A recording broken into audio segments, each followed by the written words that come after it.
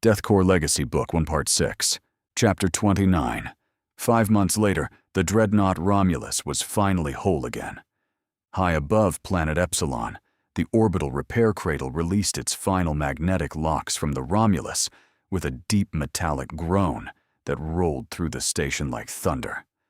The wounded giant that Nova had nearly broken now rested under her own power, rebuilt from bow to stern, her upgraded hull drinking in the dock lights with a darkness so complete it seemed to swallow reflection itself.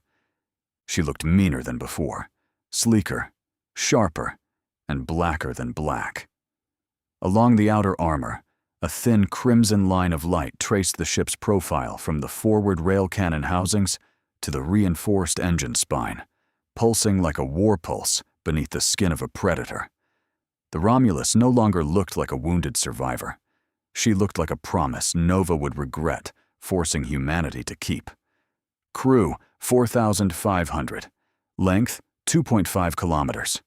Armament, 3 spinal rail cannons, 40 heavy plasma turrets. 200-point defense nodes.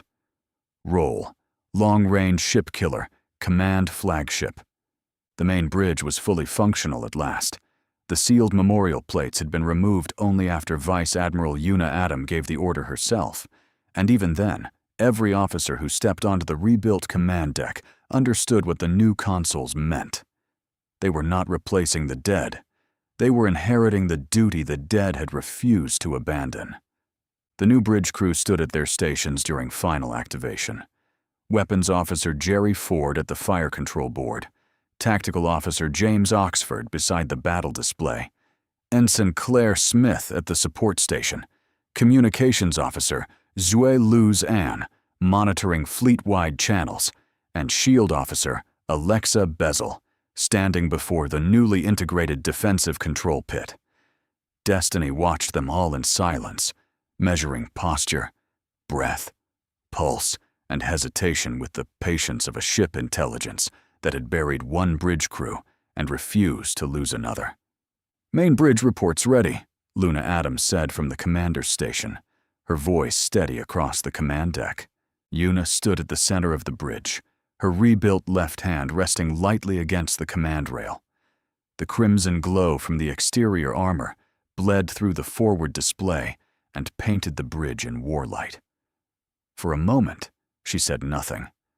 Her eyes moved over the new officers, the upgraded systems, the empty place where memory still stood, and finally the tactical projection of the Nova Empire waiting beyond DEATHCORE's training schedule.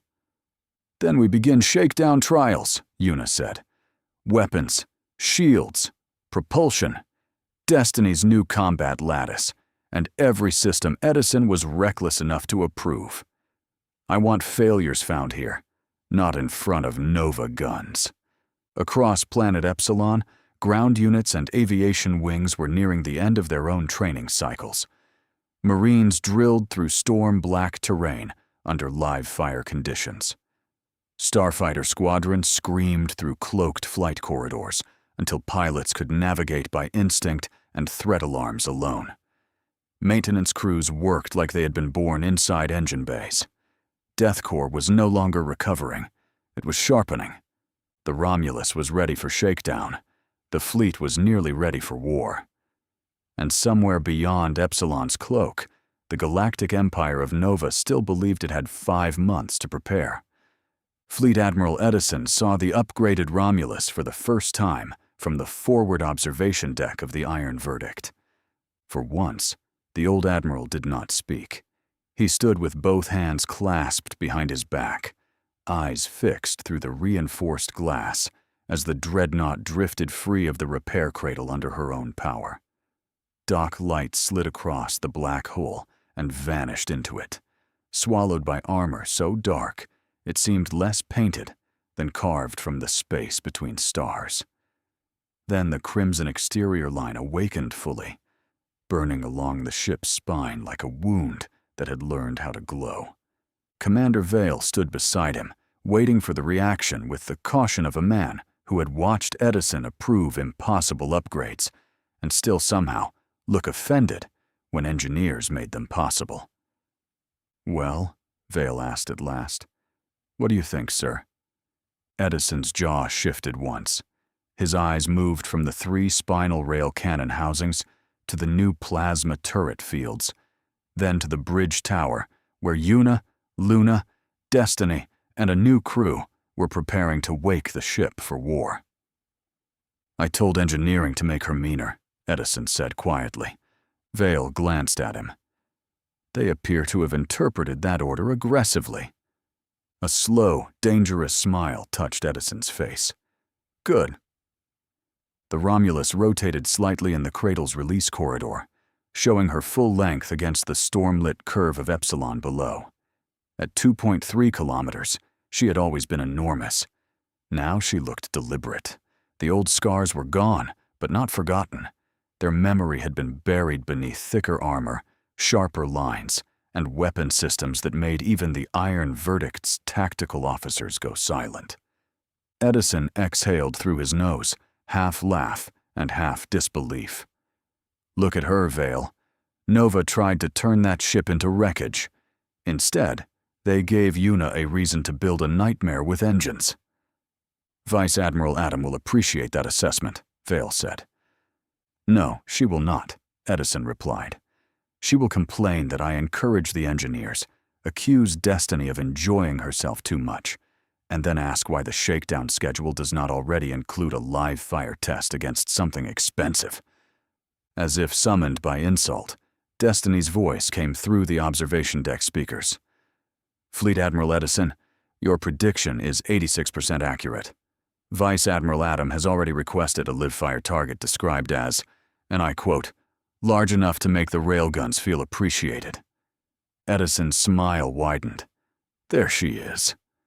Then the humor faded.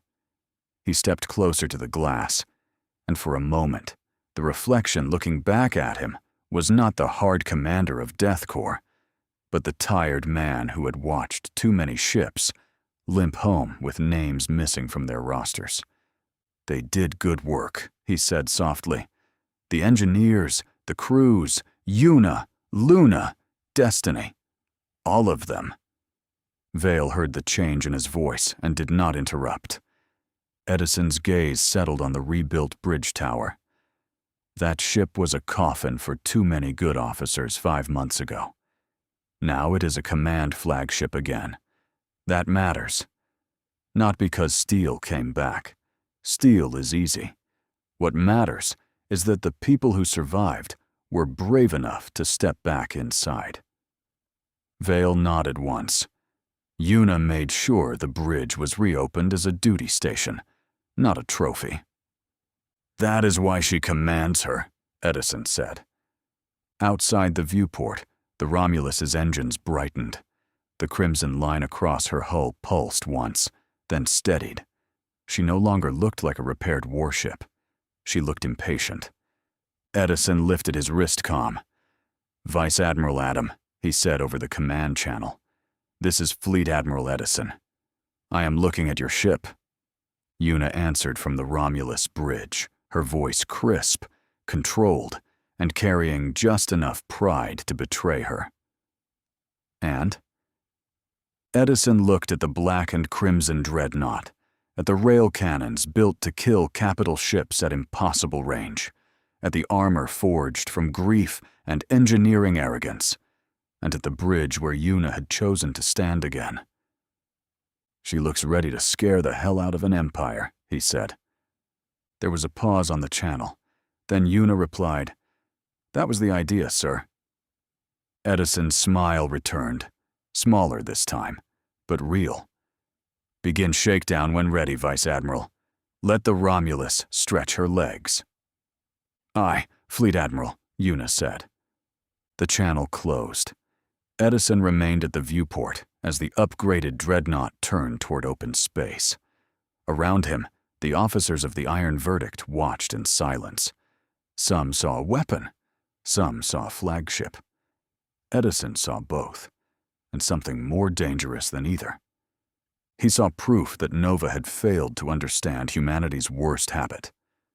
Break one of their ships, and they rebuilt it angrier. On the Romulus bridge, The first shakedown trial began exactly the way Yuna expected, with the new crew trying very hard not to look terrified. That was their first mistake. Fear Yuna could work with. Fear kept hands careful and eyes open. Pretending not to feel fear made officers stiff, slow, and proud in all the wrong places. She saw it in the way Weapons Officer Jerry Ford hovered over the fire control board without touching it, in the way Tactical Officer James Oxford kept checking the same threat projection 3 times, and in the way Ensign Claire Smith stood so straight at the support station that she looked 1 alarm away from snapping in half. Commander Yuna Adam stood beside Yuna, arms folded. They are breathing like people waiting for an execution. Good, Yuna said. Means they understand where they are. Destiny's voice moved through the bridge speakers. Primary propulsion test in 10 seconds. Advisory. Crew heart rates have increased by an average of 22%. Destiny, Yuna said. Do not narrate their panic. Acknowledged. Silently judging. The first error came from communications. Communications Officer Romulus Anne opened the shakedown channel to the repair station, the escort screen, and the iron verdict, then accidentally left the internal bridge channel tied into the same broadcast. Romulus bridge to all stations, Zuo announced clearly. Primary propulsion test beginning. Please disregard any minor fluctuations, unexpected vibration, or terrifying sounds that may or may not indicate catastrophic failure. The bridge went silent. From the iron verdict, Commander Vale's voice answered after 1 careful second. Romulus bridge. Iron verdict copies your terrifying sounds. Shu's eyes widened. Apologies, Command. Internal channel overlap corrected. Luna rubbed 2 fingers across her forehead. Yuna did not smile, not where Zhue could see it. Officer Zhou, Yuna said, never reassure a fleet by listing the things that might kill them. Yes, Vice Admiral. Also, Destiny added, the terrifying sounds are within acceptable tolerance. Yuna looked toward the ceiling. Not helping. The second mistake came the moment the engines flared. The Romulus moved under her own power, smooth at first, then with a low shudder that rolled through the deck plates. Ensign Claire Smith saw a power spike climb across her support display and reacted before she understood what she was seeing. She rerouted auxiliary load away from the port stabilization grid. The ship immediately leaned half a degree to port. It was not enough to endanger the dreadnought. It was absolutely enough for every officer on the bridge to feel the floor disagree with them. Jerry grabbed the edge of his console. James Oxford caught himself with 1 hand. Zhu's headset slid sideways. Luna's boots did not move. Yuna's rebuilt legs adjusted automatically, locking her balance before the tilt finished. She looked at Claire. Claire's face went pale. I saw a spike. You saw a load transfer, Yuna said. A spike climbs without permission. A transfer moves because the ship asked it to. Claire swallowed. Correcting. She restored the auxiliary path with shaking hands. The Romulus leveled out. Better, Yuna said. Mistakes happen. The dangerous ones are the ones people hide. You called it, corrected it, and learned the difference. Keep working. Claire nodded, still pale, but her hands returned to the console with more control than before. The third mistake belonged to Tactical Officer James Oxford. During the simulated threat pass, James locked onto the wrong target buoy. It was an easy mistake on paper. The repair station had seeded the field with 12 decoys, 4 friendly drones, and 1 armored target platform built to imitate a Nova cruiser. James selected the cruiser profile, confirmed range, and fed the firing solution to weapons. Unfortunately, he selected the friendly drone hiding behind the cruiser's sensor shadow. Jerry Ford's weapons console chimed for live rail cannon simulation authorization. Weapons has target lock, Jerry said. Hold, Luna said immediately. The command cut across the bridge clean as a blade. Jerry froze. James looked back at his display and saw the identification tag change from hostile amber to friendly blue. His face hardened with shame. I misread the overlay. No, Yuna said. You trusted the first answer because it looked correct. In battle, Nova will make wrong answers look clean. Verify mass, heat, transponder, and behavior before you pass a target to weapons. James drew a slow breath. Understood, Vice Admiral. Reacquiring target. This time he did not rush. He peeled the target picture apart, layer by layer, checked the heat bloom, measured drift pattern against the decoy field, and waited until the hostile platform exposed its false engine signature. Hostile confirmed, James said. No friendly overlap. Passing clean solution. Yuna gave one short nod. That is how you earn the shot. The fourth mistake came from Jerry. The weapons officer had been waiting too long to touch the new guns. When James sent the corrected solution, Jerry armed all 3 spinal rail cannons instead of 1, just as the simulation package intended to test single cannon recoil response. Destiny noticed before the firing circuit reached final confirmation. Weapons Officer Ford has selected the enthusiastic option, Destiny said. Yuna's head turned slowly. Jerry looked at the rail cannon indicators, then at Yuna. I armed the full battery. I noticed. Permission to disarm 2 of them and pretend I was testing safeguards? Luna looked away. That was usually how Yuna knew her sister was trying not to laugh. Permission denied, Yuna said. Disarm 2. Record the error. Then run the safeguard test afterward, so your lie has somewhere useful to go. Jerry's ears reddened. Aye, Vice Admiral. He disarmed the extra cannons, logged the error properly, and re-ran the safety check. When the single spinal rail cannon cycled to simulated fire, the entire bridge dimmed for half a breath as power moved through the ship like a held storm. Single cannon charged, Jerry said, quieter now. Ready on your order. Yuna let the moment hold just long enough for the entire bridge to feel the difference between wanting to fire and being trusted to fire. Fire! The simulated shot lanced across the test field and erased the hostile platform from the tactical projection. No one cheered. They all wanted to. That restraint was progress. The final mistake belonged to Shield Officer Alexa Bezel, and it was the one Yuna liked best. During the incoming fire simulation, Alexa overcompensated. She pushed too much shield strength forward, creating a defensive wall strong enough to shrug off the mock Nova barrage, but weak enough along the aft quarter that a real enemy would have cut into the engine spine. Destiny flagged the vulnerability in red. Alexa saw it at the same instant. Aft shield gap, Alexa said sharply. Correcting distribution. She did not wait for someone else to save her. She pulled power from the forward wall, curved the shield envelope around the engine spine, and shaped the field into layered arcs instead of one solid plate. The next simulated strike hit and scattered across the defensive grid in blue-white fire. Luna leaned closer to Yuna. She made the mistake fast. And fixed it faster, Yuna replied. Alexa kept her eyes on the shield board. Requesting permission to rerun the barrage with rotating aft pressure, Vice Admiral. Yuna's mouth twitched. Permission granted. Make Nova work for the bruise. By the end of the first hour, the bridge crew had embarrassed themselves, corrected themselves, and stopped pretending they were not afraid. Their voices grew steadier.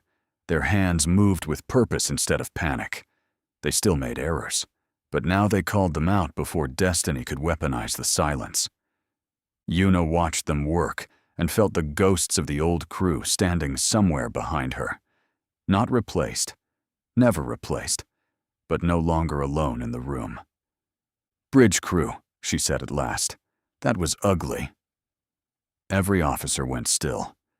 Yuna let them suffer for 1 second before adding, "But ugly is useful when it survives training. We found mistakes here. We corrected them here. That means Nova does not get to teach you the lesson later." Claire released a breath. Jerry almost smiled. James looked like he wanted another target. Sue checked her channels twice before touching anything. Alexa was already building a better shield profile. Destiny spoke softly across the bridge. "Assessment. First shakedown sequence completed. Performance began poorly, improved significantly, and produced no casualties, no hull damage, and only minor emotional injuries." Luna folded her arms. "That is almost praise." "It is praise," Destiny replied. "I have chosen not to make it comfortable." Yuna looked across the bridge, at the new officers, the rebuilt consoles, the crimson glow beyond the forward display, and the empty weight of memory that would always live beneath the deck plates. "Reset the simulation," she ordered, again. This time, when the bridge crew answered, they did it together. Chapter 30. 4 weeks remained before the Nova War, and Vice Admiral Yuna Adam could feel every hour of it pressing against the hull of the Romulus. The first shakedown trials had been ugly, honest, and exactly what her new bridge crew had needed. They were still learning one another's rhythms, still learning how Destiny thought, still learning how to stand on a bridge where ghosts had once held the line. But they were improving. Confidence did not arrive all at once. It grew in corrected mistakes, steadier voices, faster hands, and the quiet moment after a simulation ended, when every officer knew they had done better than the run before. Yuna grew with them, not softer, not less demanding, but sharper in the places command required, and more alert to the people beneath the uniforms. She noticed when Ensign Claire Smith stopped apologizing before correcting a support error. She noticed when Weapons Officer Jerry Ford waited for confirmation instead of reaching for glory. She noticed when Tactical Officer James Oxford began questioning clean-looking targets with the suspicion of a man who had learned Nova would make lies beautiful. Even Zui Luzan checked her channels twice now, though Destiny still made a point of silently highlighting them whenever she hovered too long. Across planet Epsilon and the orbital yards above it, Death Corps moved like a storm learning discipline. Fleet Admiral Edison was no longer preparing a single strike force. He was preparing 4 armadas, 4 massive war groups built from repaired dreadnoughts, carriers, cruisers, destroyers, logistics vessels, marine transports, stealth scouts, and mobile repair ships. Every armada had its own command spine, its own supply web, and its own target package waiting inside sealed Nova war plans. The work never truly stopped. Ground units drilled through storm-black valleys. Fighter wings ran attack patterns until pilots dreamed in threat vectors. Engineers slept beside open panels. Medical teams argued with officers who thought recovery was optional. Captains rewrote evacuation routes. Weapons crews rehearsed reload cycles. And every ship under Yuna's command pushed harder, because 4 weeks felt like mercy only to people who had never watched an empire bleed through a treaty hall. Then, just after the 3rd fleet-wide readiness review of the day, Fleet Admiral Edison appeared on the Romulus command channel. His image filled the forward display with the familiar expression of a man who had already made his decision and was simply allowing everyone else the courtesy of hearing it. "Vice Admiral Adam," Edison said, "you and every soul under your 80-ship command have earned needed rest. Effective immediately, I am ordering a 2-day downtime for your entire fleet. No live fire drills, no simulated combat rotations, no surprise readiness inspections, unless the universe personally declares war on my patience." The bridge went very still. Yuna stared at him as if he had just ordered the Romulus to surrender to a pillow. "Sir," she said carefully, "with 4 weeks remaining before the Nova campaign, I recommend we reduce training intensity. not suspend it. Edison's eyes narrowed with tired amusement. Recommendation denied. You are becoming dangerously competent, Vice Admiral, but even you cannot command exhausted crews into being rested. Your fleet has rebuilt ships, buried dead, trained replacements, reopened the Romulus bridge, and endured destiny developing what I can only describe as a tactical ego. They get 2 days. Destiny answered through the bridge speakers before Yuna could. For the record, Fleet Admiral, my tactical ego is operating within acceptable parameters. That, Edison replied, is exactly the problem. A few officers on the bridge tried very hard not to smile. Luna failed first. Claire followed a second later. Even Jerry Ford looked down at his console like it had suddenly become the funniest object in the room. Yuna exhaled slowly, then gave the only answer command aloud. Understood, Fleet Admiral. I will issue the downtime order to all 80 vessels. Edison's expression softened by a fraction. Good. Let them sleep. Let them eat something that does not taste like emergency packaging. Let them remember they are people before Nova forces them to be weapons again. The channel closed, leaving the bridge quieter than before. Not uncertain. Not relaxed yet. Just quiet in the way a blade became quiet when it was finally set down, long enough for the hand holding it to stop shaking. Yuna looked across her bridge crew, her new bridge crew, and saw the fatigue they had hidden under discipline. She saw it in their eyes, in their shoulders, in the way they waited for her to turn rest into another test. Instead, she opened the fleet-wide channel. All ships under Adam command. This is Vice Admiral Adam. By order of Fleet Admiral Edison, 2-day downtime begins now. Essential watches only. Medical recovery takes priority. Maintenance crews rotate off unless systems are critical. Pilots, if I catch you turning rest into unofficial simulator competition, I will personally assign you to inventory every emergency ration pack in the fleet. A ripple of laughter moved across the bridge, and, moments later, across the open fleet channels. It was tired laughter, cautious laughter, the kind that did not forget the war waiting 4 weeks away. But it was laughter all the same. Yuna let it happen. For 2 days, her fleet would rest. For 2 days, Death Corps would breathe. And after that, when the drills resumed and the armadas gathered beneath Edison's command, the 80 ships of Vice Admiral Yuna Adam would return to training not weaker from rest, but sharper, because they had remembered what they were fighting to come home to.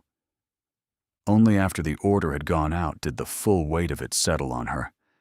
80 ships now answered to Adam command. 42,000 souls moved beneath her authority. Sailors, Marines, pilots, engineers, medics, deckhands, officers, and every tired hand that kept steel alive in the dark. 42,000 lives who would soon look to her when the Nova War stopped being a countdown and became fire. Yuna rested her rebuilt left hand against the command rail and let the laughter fade through the fleet channel. This time, I will do my very best to bring them home loud, she thought. Not quietly, not broken, not as names added to another memorial wall. Loud, with engines burning, crews laughing, pilots cursing over open comms, and every ship under her command, returning from war, with enough life left aboard to make the stars hear them coming. When rest finally came, Commander Yuna Adam did not know what to do with it. The Romulus had quieted around her, essential watches only, repair crews on reduced rotation, pilots banned from turning downtime into unofficial competition, and destiny pretending not to monitor everyone's sleep patterns. Luna should have slept. Instead, she sat in Yuna's office with a mug of something that claimed to be coffee and opened the military branch archives. The file was older than most public command manuals and sealed behind 3 layers of authorization. Its title appeared across the display in cold white letters. Earth Military Branch Structure. 3-tier classification. Luna leaned closer as the document unfolded, because according to the archive, Earth's military was not one machine, it was 3. Tier 1, regular military. Also known in older files as the basic military, this was the branch most citizens knew existed. It defended Earth openly, operated standard orbital stations, maintained patrol fleets, and trained officers through visible command channels. The Phoenix and her patrol fleet had come from this tier, along with the Arise-class ships and the orbital defense stations that had once stood between Earth and everything that wanted humanity afraid. Luna understood that world. She had served in it. Rules were clearer there, at least on paper. Patrol routes, defensive screens, response protocols. The regular military was the shield Earth allowed civilians to see. Tier 2, Dark Fleet, now Death Corps. Luna's eyes narrowed as the file updated the name in real time, replacing the old designation with the one Yuna and Edison had dragged into history. This tier used Titan-class ships, heavier strike groups, hidden bases, and offensive tactical doctrine. Where the regular military protected borders, Death Corps crossed them when survival demanded it. It was not built to reassure anyone. It was built to hit first when waiting meant extinction. That explained more than Luna wanted to admit. The Romulus, the Iron Verdict, Epsilon, the railguns, Destiny's classified combat lattice, even the way Edison spoke about restraint like it was a weapon. None of it belonged to the military Luna had grown up understanding. Death Corps was not a louder version of the regular military. It was the part of humanity that had been taught to survive in the dark and learn to make the dark afraid. Then Luna reached the 3rd classification, and the document changed tone. Tier 3, Restricted Military Branch. Little was known, even in the archive. Most of the file was blacked out. Names were missing. Command signatures were sealed. Operational history had been reduced to fragments, rumors, and warnings written by officers who clearly knew more than they were allowed to say. What remained was enough to make Luna sit very still. The 3rd tier remained loyal to Earth and humanity, but it almost never involved itself in regular military or Death Corps affairs. According to old rumors buried inside classified notes, they watched from beyond the normal chain of command. They did not answer distress calls unless the threat crossed some invisible line. They did not join campaigns unless humanity itself faced something larger than politics, borders, or fleet pride. One line had not been redacted. They remained the original Dark Fleet. Beneath that sentence, a single ship classification appeared before the rest of the page vanished behind security locks. Olympian-class vessels. No tonnage, no crew count, no weapons profile, no fleet registry. Just a name heavy enough to make Luna understand why even Death Corps officers spoke of the 3rd tier in whispers. Luna sat back slowly. The regular military defended Earth. Death Corps prepared to strike Nova. But somewhere beyond both, another human force remained hidden, older than the name Death Corps, quieter than Edison's war machine, and powerful enough that the archives treated its existence like a loaded weapon. "Destiny," Luna said, keeping her voice low. "How much do you know about the 3rd tier?" For once, the ship intelligence did not answer immediately. "Enough to know," Destiny said at last, "that if they ever stop watching and begin moving, every fleet in human space will feel it." Luna felt the temperature in the office drop, though she knew it was only her imagination. Destiny had delivered casualty numbers, weapon readiness reports, and fleet-wide damage projections with more emotion than that. This answer was different. It was measured too carefully, as if every word had been selected from a list of things the intelligence was still allowed to say. That is not an answer, Luna said. It is the safest answer available, Destiny replied. Luna's eyes narrowed. Available because you don't know more, or available because you are not permitted to tell me? The speakers remained silent long enough for Luna to hear the low hum of the Romulus around her. Then Destiny answered, softer than before. Both. Luna slowly set her mug down. Explain. My accessible records contain fragments only, Destiny said. Transit shadows, sensor ghosts, emergency citations attached to events that officially never happened. Ships appearing near extinction-level threats, then vanishing before command networks could assign them registry numbers. Fleet officers receiving sealed orders from authority codes older than the present Death Corps command structure. Entire battlefields ending with no surviving enemy transmissions and no public after-action reports. Luna stared at the blacked-out file. You are saying they have intervened before. I am saying, Destiny replied, that several disasters in human history appear to have stopped themselves with impossible timing. And no one talks about that? Luna asked. People talk, Destiny said. Then records vanish, clearances expire, memory becomes rumor, and rumor becomes the kind of thing young officers repeat in mess halls when they want to frighten one another. The third tier does not need to deny its existence. It allows disbelief to perform the work for them. Luna folded her arms, unease settling deeper into her chest. Are they allies? They are loyal to Earth and humanity, Destiny answered. That was not what I asked. No, Destiny said. It is not. Luna leaned back slowly. You think they are watching us? I think they have always watched, Destiny said. The regular military watches borders. Death Corps watches enemies. The third tier watches humanity itself. Then why stay hidden now? Luna asked. Nova is coming. 4 weeks, Destiny. If they have Olympian-class ships, why let Edison build 4 armadas without showing their hand? Because Nova is a war, Destiny replied. The third tier does not appear for wars. Luna's mouth went dry. Then what do they appear for? Destiny's answer came after a pause so long it felt almost human. For the things that make wars look small. The words settled over Luna like gravity. For the first time since she had transferred to Death Corps, she understood that Edison's armadas, Yuna's 80 ships, and the coming Nova campaign might not be the largest pieces on the board. They might only be the pieces allowed to know there was a board at all.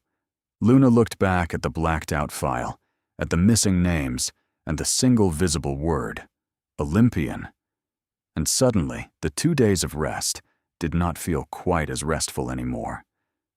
The office door opened a few minutes later, and Yuna stepped inside wearing a loose duty jacket over her uniform, her rebuilt left hand holding a half-empty cup of water.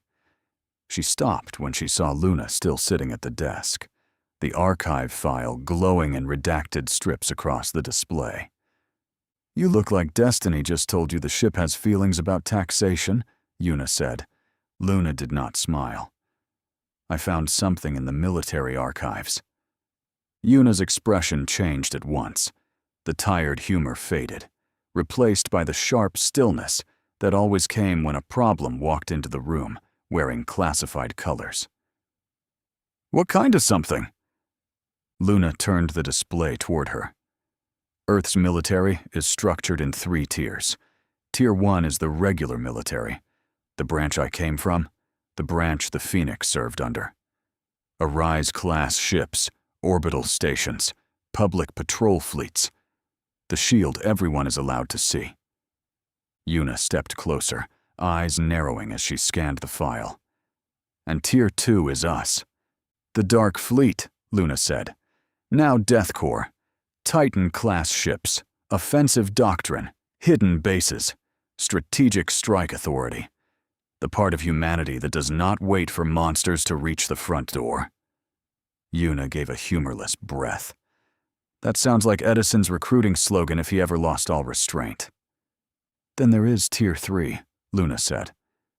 Yuna looked from the file to Luna. There is a third? Restricted branch, Luna said. Almost everything is redacted. No command roster, no registry, no public doctrine. They remain loyal to Earth and humanity, but they do not answer to the regular military or Death Corps in any normal way. According to the file, they almost never get involved unless humanity itself is facing something beyond war. Yuna's face hardened. Name? Luna tapped the one unredacted line. They remain the original Dark Fleet. Their known ship classification is Olympian class. For several seconds, Yuna said nothing. The title settled into the office like an old weapon placed on the desk between them. Original Dark Fleet. Not renamed, not reorganized, not absorbed into Death Corps. Something older had stayed in the dark while Edison built his armadas beneath newer shadows. Edison never told me, Yuna said quietly. I do not know if he knows everything, Luna said. Destiny does not, or cannot say. Yuna looked toward the ceiling speakers. Destiny. Listening, Vice Admiral, Destiny replied. If this third tier is watching humanity, Yuna said, then are they watching my fleet? Likely, Destiny said. Yuna's rebuilt left hand tightened around the water cup until the metal creaked. Define likely. Your command now includes 80 ships and 42,000 personnel, Destiny said. You command the rebuilt Romulus, a Death Corps flagship carrying experimental weapons, direct neural command potential, and a combat intelligence architecture that should not exist in any official inventory. If the third tier watches humanity's dangerous thresholds, Admiral, you are standing on several of them. Luna looked at Yuna. That is what worries me. Yuna set the damaged cup down carefully before it became evidence. Watching is one thing, interfering is another. Have they interfered with Death Corps before? No confirmed incidents, Destiny said. Only absences where records should be. Orders that arrived without origin. Battlefields where enemy forces vanished before Death Corps task groups reached engagement range. Command decisions that were quietly redirected by authorization codes no living officer claimed. Yuna stared at the display. That sounds like interference with better manners. What if they decide Death Corps is the danger? Luna asked. Not Nova. Not Cygnus. Us. Yuna looked at her sister then, really looked at her. Then we make sure they do not have reason to. Luna's brow furrowed. That is your plan. It is the only plan that matters, Yuna said. Nova is the enemy. Not civilians. Not frightened colonies. Not every empire watching from the dark. If the third tier judges us, then they will judge what we do when we have power. I intend to give them discipline to look at. And if discipline is not enough? Luna asked. Yuna's voice lowered. Then I still bring my people home. I do not care if the threat wears Nova colors, Death Corps colors, or no colors at all. 42,000 lives answer to me now. I will not let them become proof in someone else's secret test. Luna's expression softened. You really did feel the number when Edison said it. I still feel it, Yuna said. 80 ships is a command. 42,000 souls is a promise. Luna reached across the desk and rested her hand near Yuna's, not touching this time, just close enough to say she was there. Then I will help you keep it. Yuna gave her a tired, grateful look. That is why I am glad Edison weaponized my sister. I prefer reassigned, Luna said. Both terms are tactically acceptable, Destiny said. Yuna looked back at the redacted archive. For now, we keep this between us, Destiny and Edison if he already knows. No bridge gossip, no fleet rumors. The last thing my crews need during rest is to learn there may be another human fleet in the dark, judging whether we are still worth saving." Luna nodded. "Understood. I will seal the file under Commander-level private review." Destiny was silent for a moment. "Vice Admiral," the intelligence said at last, "for the record, I did not open that archive file."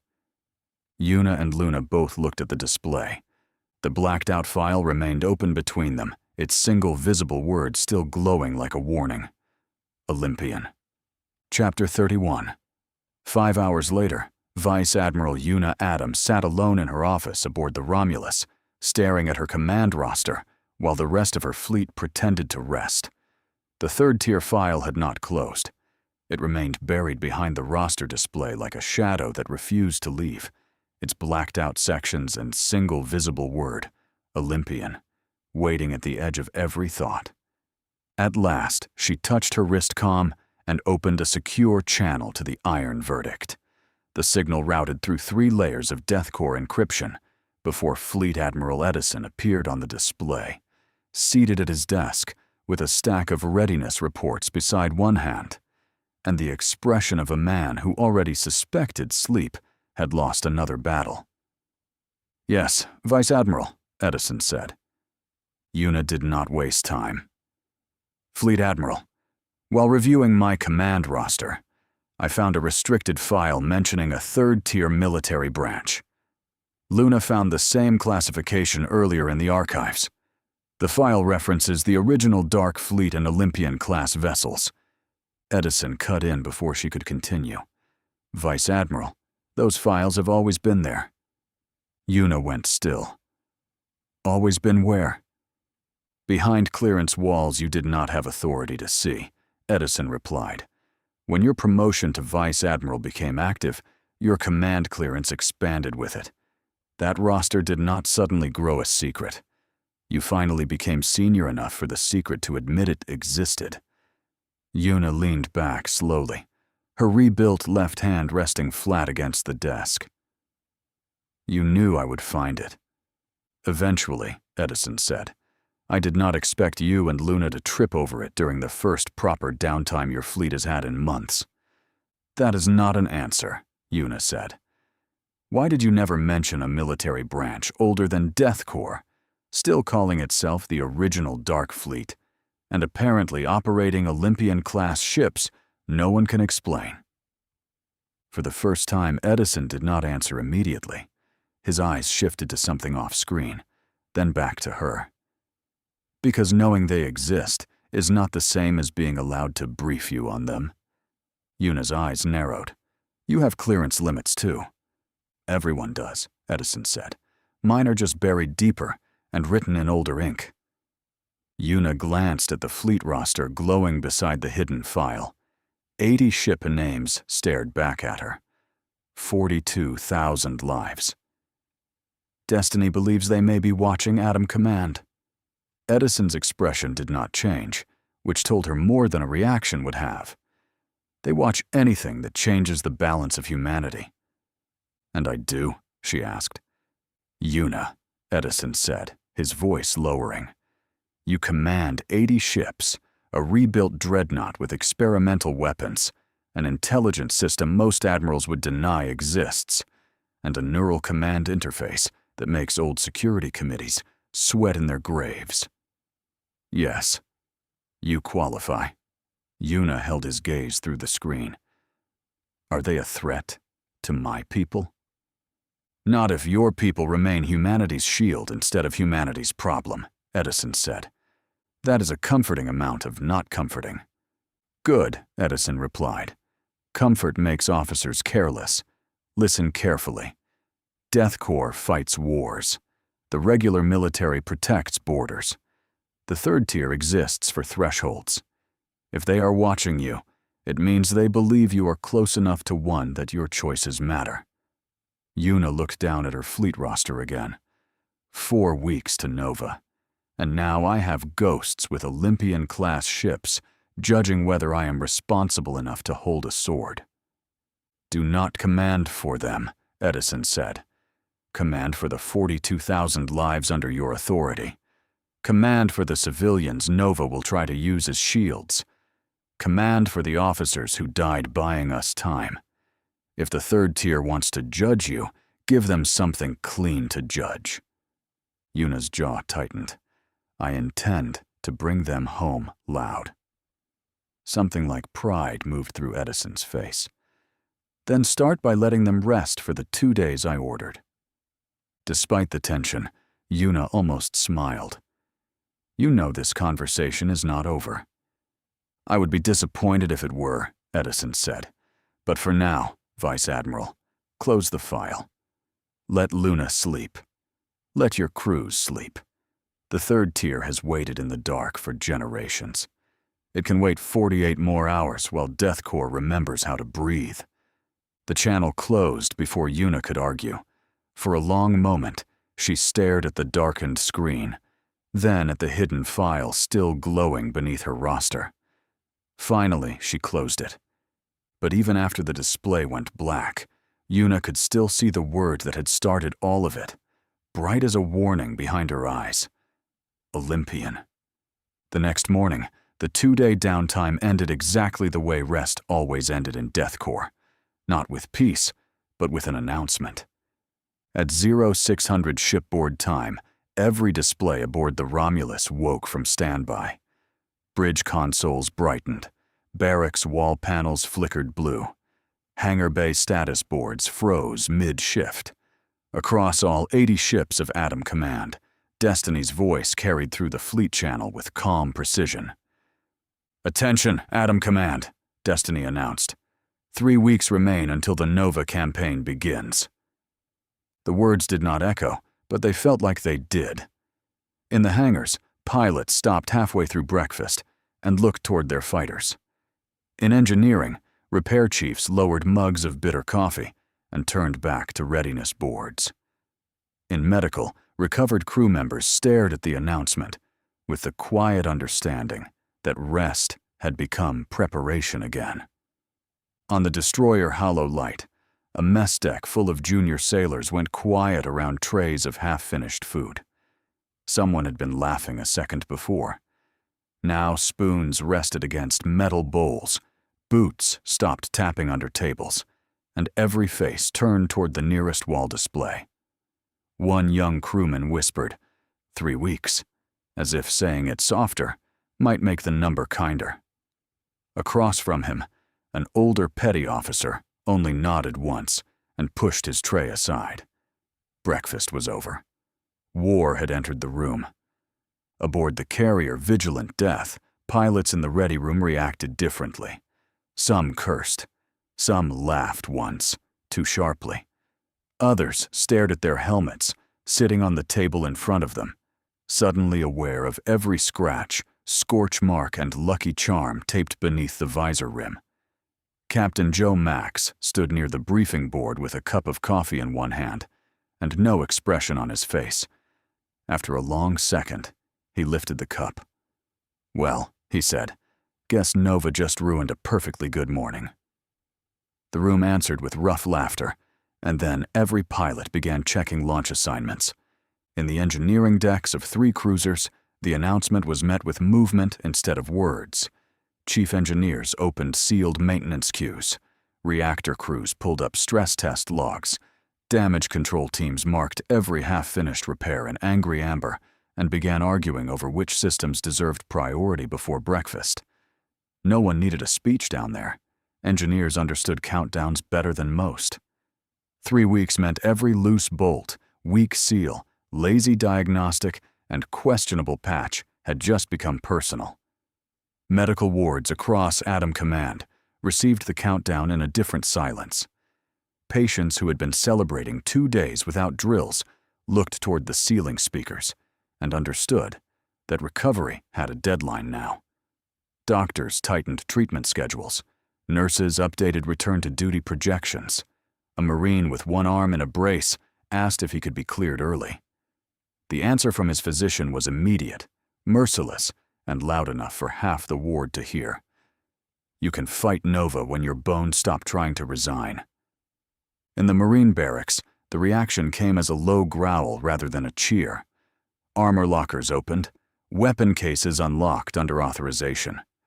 Squad leaders began rewriting training rotations before the announcement had fully faded.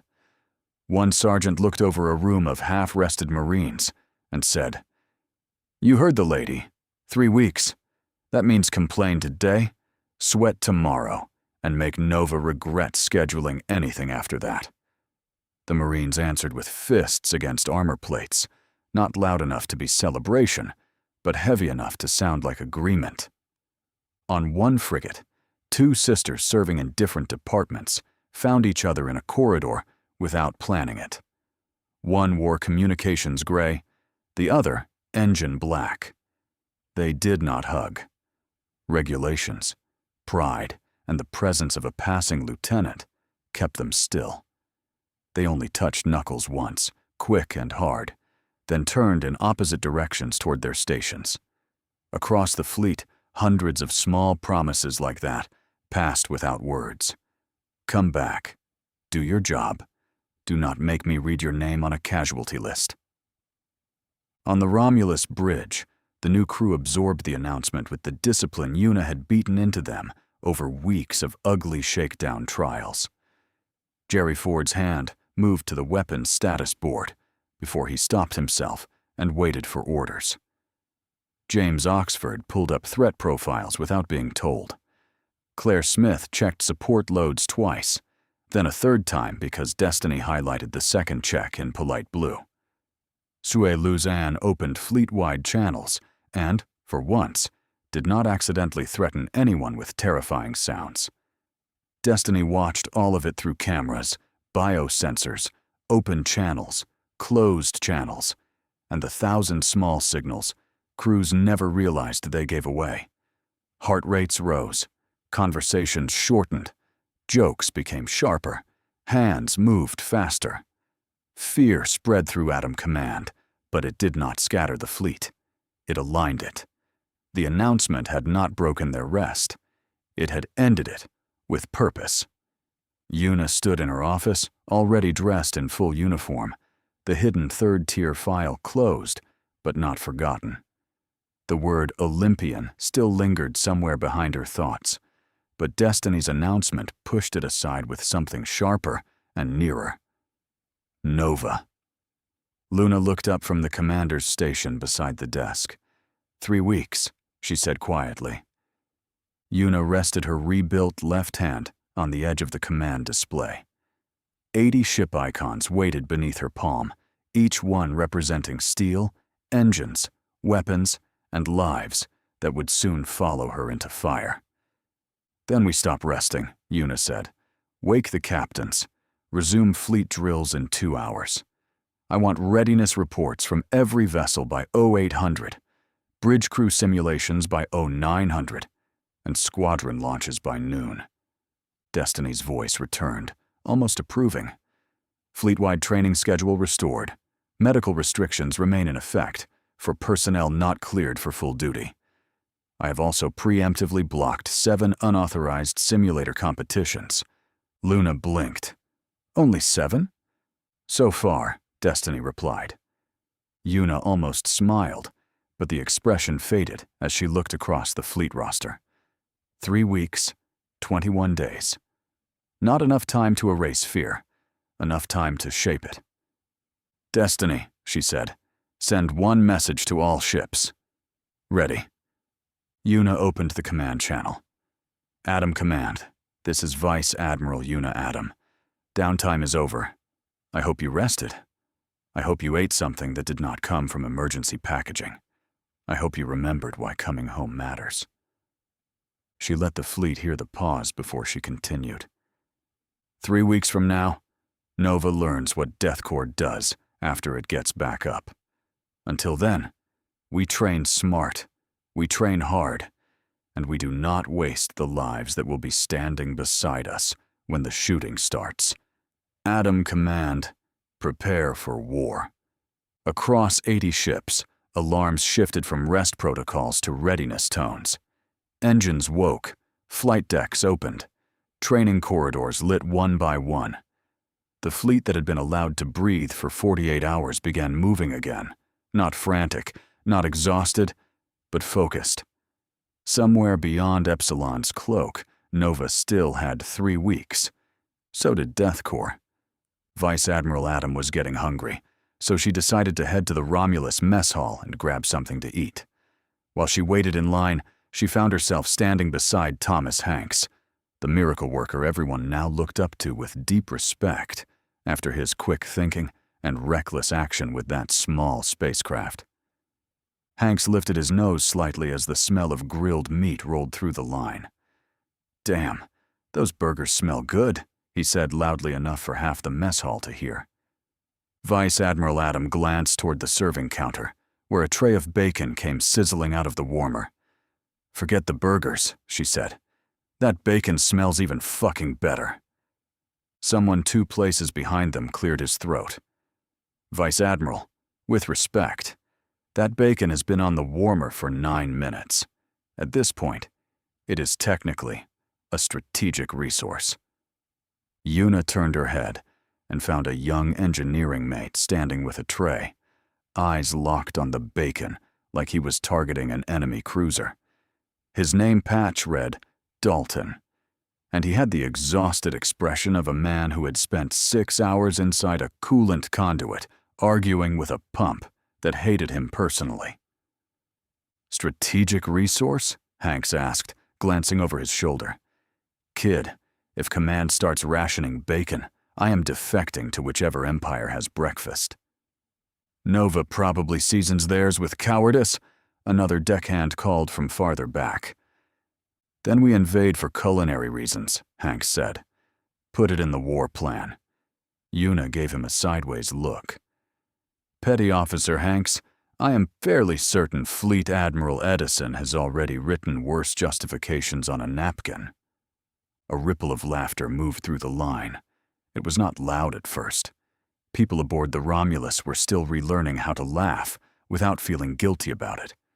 But the sound grew as more crew members joined in, shoulders loosening, trays lifting, faces turning away from exhaustion long enough to remember they were alive. At the serving counter, the mess chief looked over the sneeze shield with the hardened patience of someone who had fed soldiers through power outages, hull breaches, and at least one unauthorized chili experiment. "If you people start a war over bacon," she said, "I want it noted that the mess hall warned Command first."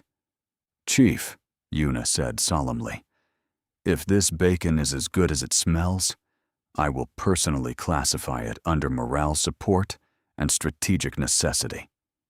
"Finally," Dalton muttered, "a Command decision I understand." Hanks leaned toward Yuna as the line moved forward. "You know, ma'am, if you really want loyalty from the lower decks, skip the speeches. Promise hot food, working showers, and one day where nobody says the words emergency diagnostic." "That last one is impossible," Yuna said. "See?" Hanks said to the crew behind him. "Command admits defeat." "I admitted reality," Yuna replied. "There is a difference." From the ceiling speakers, Destiny's voice entered the conversation with dangerous calm. "For accuracy, Vice Admiral Adam has admitted reality approximately 12 times in the last month. She has accepted it only 4 times. The mess hall went quiet just long enough for that to land.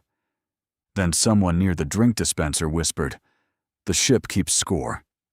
Destiny answered at once, "I keep many scores." Hanks looked up at the speaker, then slowly moved his tray a little closer to his chest. "Destiny, you wouldn't happen to keep track of who takes extra dessert, would you?" "Yes," Destiny said. "Do you report it?" "Only if the theft is cowardly." Yuna blinked.